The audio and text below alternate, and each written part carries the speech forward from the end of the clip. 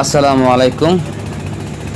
আমরা যাচ্ছি এখন কুতুবদিয়া, মগনামা ঘাট হতে কুতুবদিয়া প্রায় 40 মিনিটে জার্নি।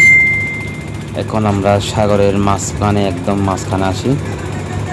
তো এখন বলতে গেলে সমুদ্র একেবারে শীতল, কোনো সাউন্ড নেই, কোনো ঢেউ নাই, কিন্তু ভয় আছে, ভয় লাগে। যারা নতুন যায় ওখানে অনেক ভয় পায়, যেহেতু সাগরের মাঝখানে ধরা যায় একদম।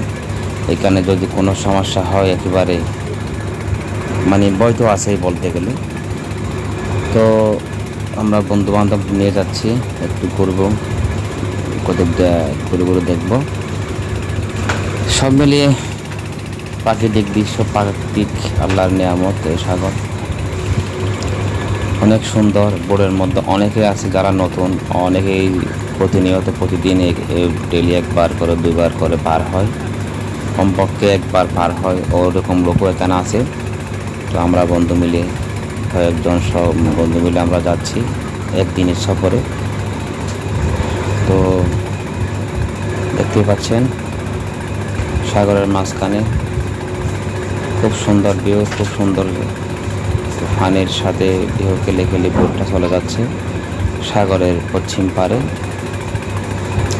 সাগরের পূর্ব পার থেকে আমরা উঠলাম, এখন যাব পশ্চিম পারে। এটা কিন্তু আপনার পোল আছে, কিনার আছে, কিন্তু এই কুতুবদিয়ার পশ্চিম পারে গেলে আপনার ওখানে কুল কিনার নেই। একেবারে প্রশান্ত, মানে ভারত মহাসাগরের সাথে একেবারে